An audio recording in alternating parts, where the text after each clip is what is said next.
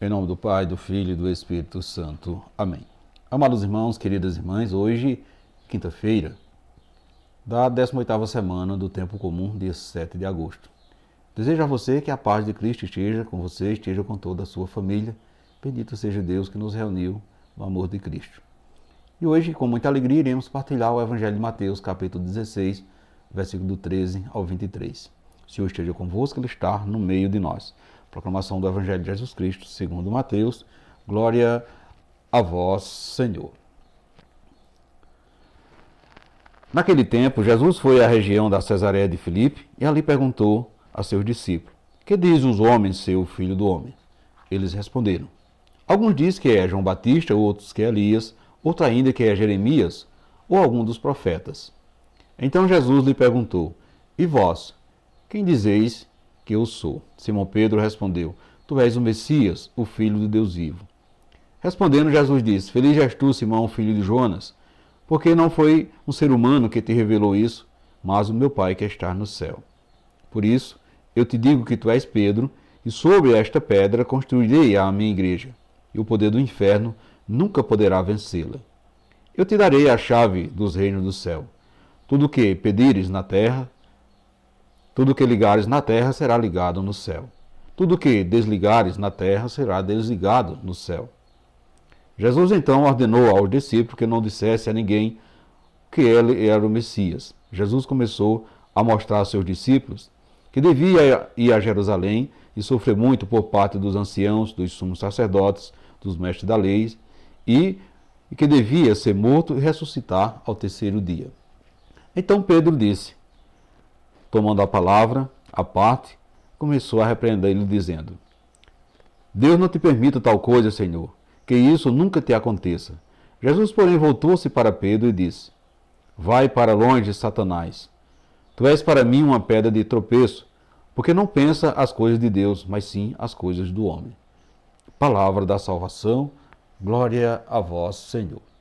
Meus irmãos, queridas irmãs, a palavra de Deus desta quinta-feira nos recorda a importância de sermos claros com relação à pessoa de Jesus. O que você costuma dizer quando alguém pergunta quem é Jesus para você? O que ele significa para a sua vida? Agora, imagine se o próprio Jesus lhe fizesse essa pergunta. Deveríamos saber de imediato o que responder. Pense nisso por alguns instantes.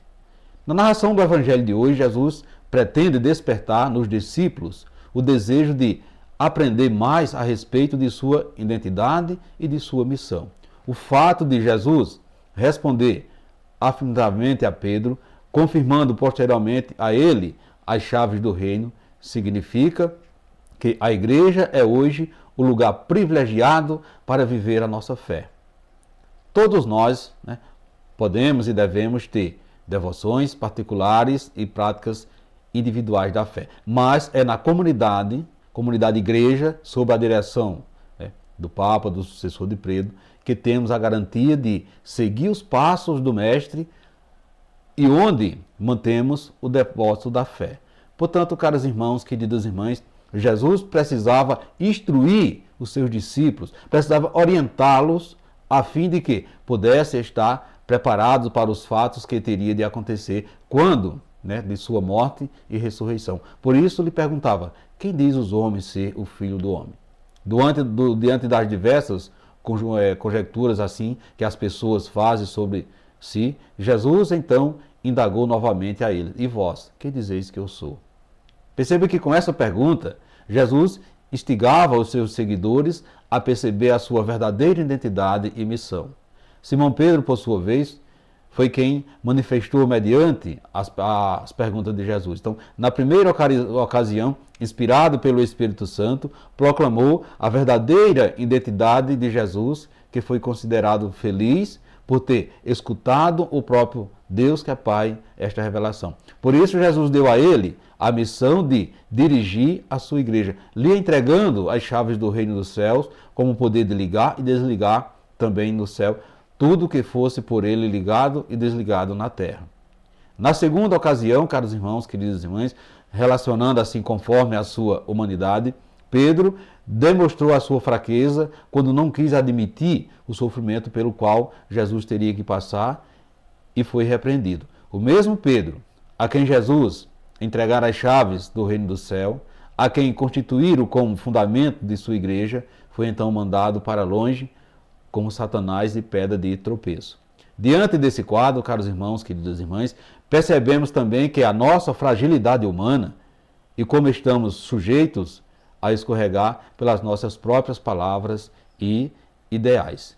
Portanto, caros irmãos, queridas irmãs, às vezes, inspirados pelo Espírito, nós pensamos e falamos as coisas de Deus. Em outras ocasiões, nós somos pedras de tropeço e damos contra o testemunho de Deus diante dos homens. Então, dentro de cada um de nós, há o divino e há o humano. O nosso homem velho está sempre querendo destonar o homem novo, renascido pelo Espírito Santo. Porém, Jesus também conhece a matéria da qual somos feitos, e mesmo diante das nossas fraquezas e imperfeições, Ele continua a nos confiar a missão de construir o seu reino aqui na terra. Portanto, caros irmãos, queridas irmãs, as nossas atitudes às vezes são movidas pelo Espírito Santo. Em outras, pelas nossas próprias naturezas corrompida pelo pecado. Por isso, perdemos a sintonia com Deus e o seu Espírito. Isso também acontece com você? Procure recordar algum acontecimento em que você foi ambígua e pergunte ao Espírito Santo como poderá agir agora que tem consciência disto. Quem é Jesus para você? Você já percebeu que tudo quanto você fizeram na terra terá repercussão lá no céu? Reflita isso neste dia de hoje, meus irmãos, queridas irmãs. E peçamos ao Pai para fazermos conhecer a verdadeira identidade do seu Filho Jesus Cristo, para que, no exercício da missão que nos confiasse, possamos tomá-lo conhecido de modo correto. Assim seja. Amém. Amados irmãos, queridas irmãs, desejo a você, desejo a toda a sua família, uma santa e abençoada quinta-feira, e que desça sobre vocês, sobre todos vós, a bênção desse Deus que é todo-poderoso, Ele que é Pai, Filho e Espírito Santo. Amém. E ficamos todos na paz de Cristo.